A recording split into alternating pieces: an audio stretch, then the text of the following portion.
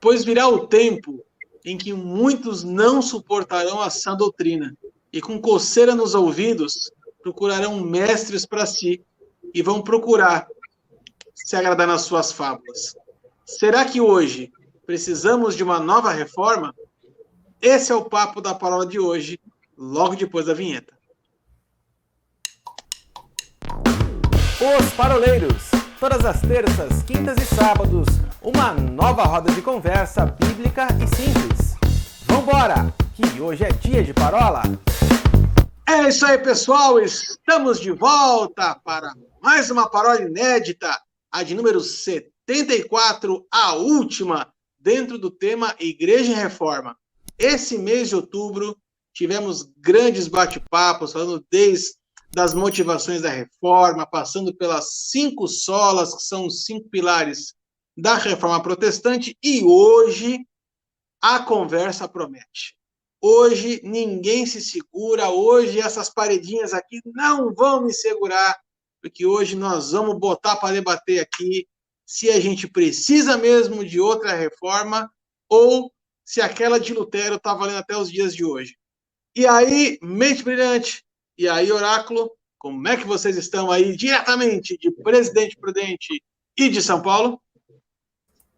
Eu tô com muito frio aqui, viu? Cara, tá 14 graus e tá um frio lascado aqui, viu? Presidente Prudente, calor no padrão tereré, como sempre, ó. Aqui esses hoje... quiz teu aí não é de honra. Onde já se viu? Olha isso daí. Não. É que hoje foi corrido. Hoje foi corrido, não deu tempo de fazer toda aquela parafernália. Pelo menos não é aquela cuia com interior de alumínio, né? Não, ó. Aquela. Isso tem história. 2005. Depois a gente conta. Aqui em São José dos Pinhais, a máxima hoje foi de 14 graus. Agora 10 graus aqui. Um friozinho também bem generoso para final de outubro, acompanhado aqui do meu chazinho de hortelã, para poder se preparar depois para a noitinha de naninha. Aleluia. Meninos, vamos falar então de reforma, vamos encerrar esse tema que foi bem bacana. E aí, para a gente poder dividir aqui os nossos blocos de uma forma bem equilibrada, para a gente poder contextualizar e levar os nossos telespectadores, os nossos internautas e, por que não, os nossos ouvintes do nosso podcast exclusivo no Spotify, que neste momento estão ouvindo o nosso podcast enquanto lavam a sua louça, enquanto cortam as suas unhas. Os alpinistas. Paraquedistas. Fazendo rapel na Cachoeira da Mariquinha, em Ponta Grossa. Ou dão um passeio de submarino. Claro, por que não? As Forças Armadas também escutam os paroleiros. Muito bem, a Marinha está ali, defendendo, está ouvindo os paroleiros, tá? Isso mesmo. Exatamente. Aliás, a nossa próxima parola será Jonas, né? Afinal de contas, já que estamos falando da Marinha, né? Quem sabe? Senhor dos Exércitos. Senhor dos Exércitos. Ele é Deus nos ares, né? Senhor dos Exércitos e Jonas, o marinheiro. Né? As 3 forças soberanas. Se você não assistiu e não ouviu sobre as heresias, corre lá. Está aqui no card, aqui em cima. Eu confundi o tema. Eu confundi o tema. É reforma que nós estamos falando agora. Agora é Neemias, não é Jonas, não é Senhor dos Exércitos. É Neemias. Boa. Vamos falar um pouquinho, então, essa questão da contextualização. A gente lá na primeira parola falou das motivações de Lutero, mas existem grandes diferenças de uma reforma que aconteceu no século XVI, de uma possível reforma que pode acontecer hoje, aqui em 2021, tendo em vista que, naquela época, Lutero tinha somente uma igreja para combater, para criticar, para levantar dúvidas, enfim, hoje existe uma quantidade muito grande de igrejas, então a gente sabe que não é o mesmo contexto, né? Dentro daquela época existia a crítica muito grande entre a mistura da igreja com o Estado, né? Com o poder. Então eu acho que para abrir essa nossa roda de parola aqui, eu queria escutar do Ilcinho, que é um catedrático, um magistrado, Vossa Excelência, por gentileza, fala um pouquinho para a gente a respeito do Estado laico, né? Existe muita dúvida e muita discussão a respeito do Estado laico, né? Eu, particularmente, tenho uma postura, mas eu quero escutar você falar primeiro, Will.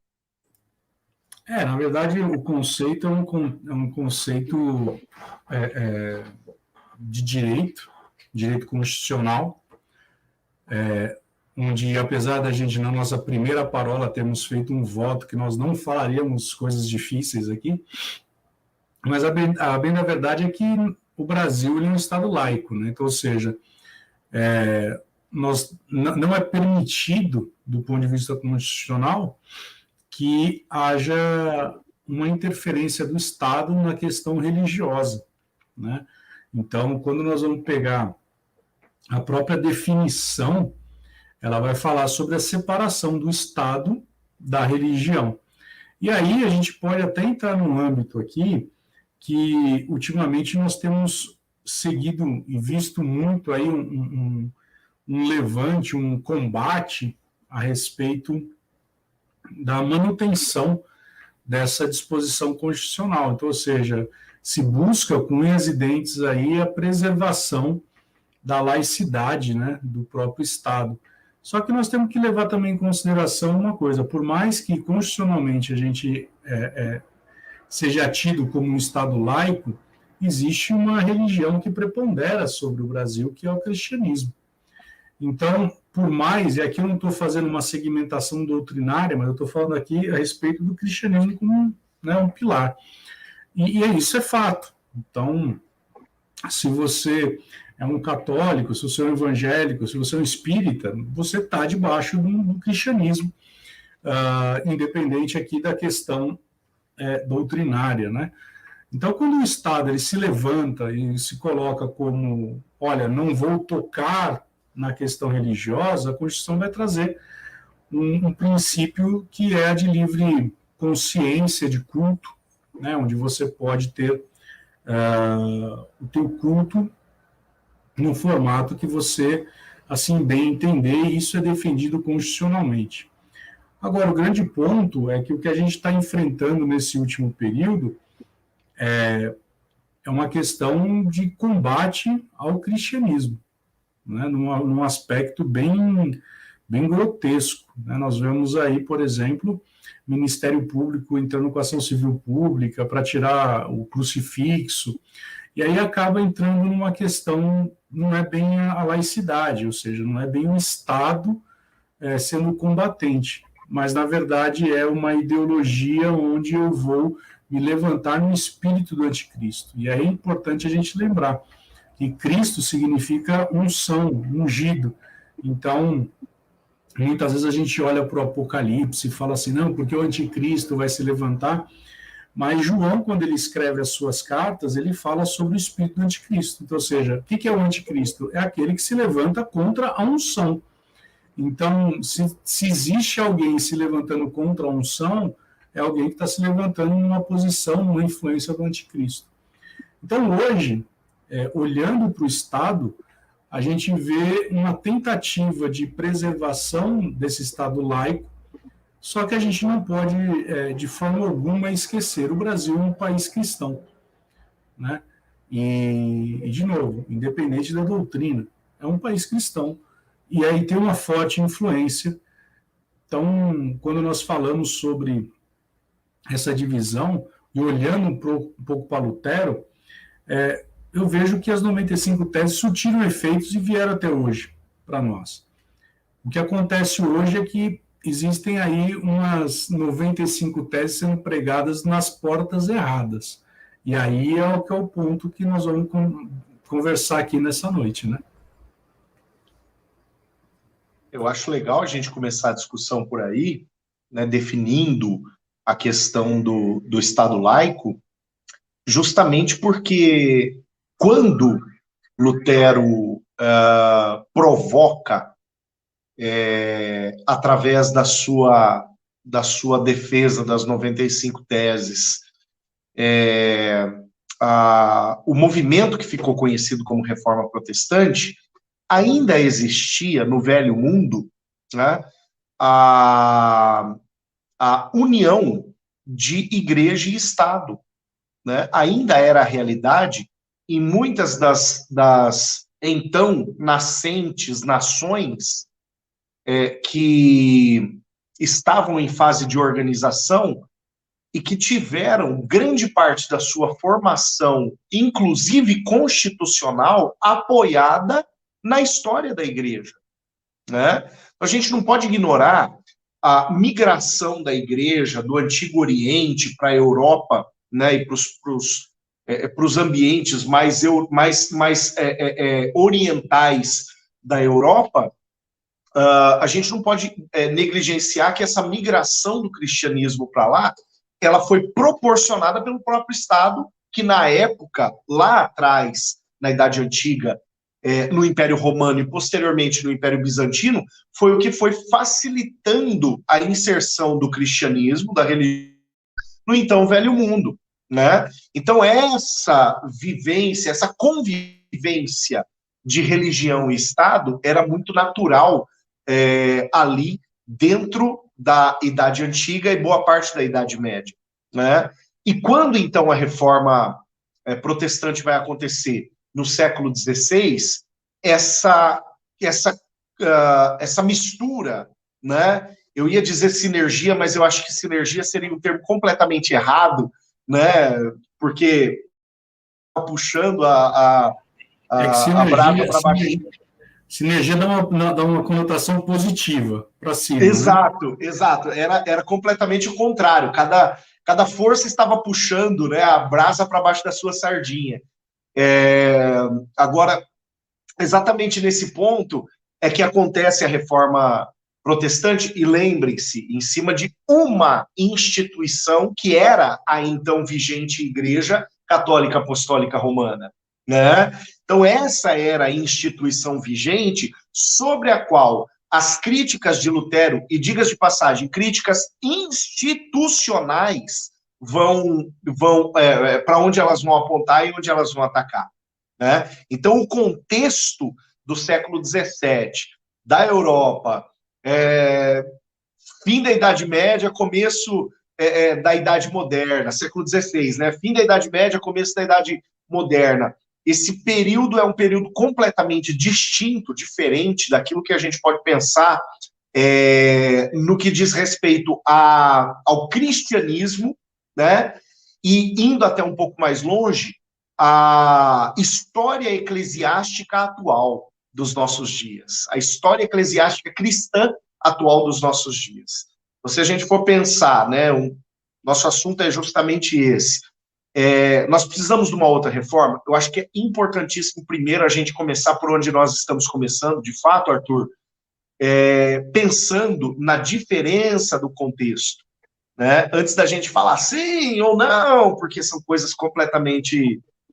diz respeito a um ambiente completamente diferente daquilo que a gente tinha quando da história da reforma do século XVI. Deixa eu te fazer uma pergunta, Paulinho. Você que é pastor de igreja, você empresta púlpito para político? Não.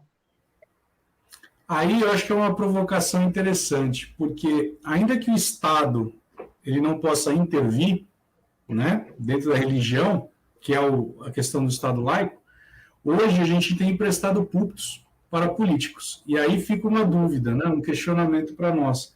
É pecado nós termos políticos dentro da política? Eu creio Deixa eu só responder com uma frase, Arthur.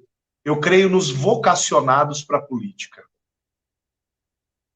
Creio em bons cristãos vocacionados para a política. Aqui eu não estou falando de política partidária, eu não estou falando de política ideológica, não. Mas eu creio em bons cristãos vocacionados para a política. O meu parecer a respeito disso, eu penso da seguinte forma, meninos. O Estado, ele pode ser laico, né? Mas as pessoas não são, né? E essa é uma coisa que eu sempre converso com um grupo de amigos de outro grupo aqui, mas é exatamente isso. Por mais que a gente tente, por mais que o Estado, a Constituição diga que o Estado é laico, os nossos valores, eles estão enraizados nas nossas crenças, naquilo que nós somos, aquilo que nós cremos. Então fica muito difícil você separar esse ponto, dizer assim, não, eu vou aprovar, por exemplo, um projeto de lei que autoriza algo que a Bíblia condena, né? Porque vai contra aquilo que eu creio. Entretanto, um Estado laico, ele diz a seguinte coisa, que a esfera religiosa deve ficar dentro do contexto individual e não coletivo. Mas, de qualquer forma, é uma via de mão dupla, porque ao mesmo tempo que o governo não pode interferir na igreja, a igreja também não pode interferir no governo, né? Mas, indo na mesma direção do que o Wilson disse, né, apesar de nós sermos um Estado laico, a presença de Deus, ela é presente, por exemplo, nas notas de real. Em qualquer cédula que você pegar, vai estar escrito lá, Deus seja louvado. O que mostra que há uma diferença entre o Estado laico e o Estado ateu. Porque o Estado laico, ele não ignora a existência de Deus, ele não combate a existência de Deus. Ele simplesmente diz assim, existe lugar para todas as coisas. Agora, o que está acontecendo nos dias de hoje, ao meu ver, é tentar implantar um Estado ateu, um Estado que nega a existência de Deus e que nega todos os valores que a Bíblia aprova, né? Eu acho que esse é o grande X da questão, né? A gente pode muito bem ser um Estado laico. A questão é que esforça-se hoje para se fazer um Estado ateu.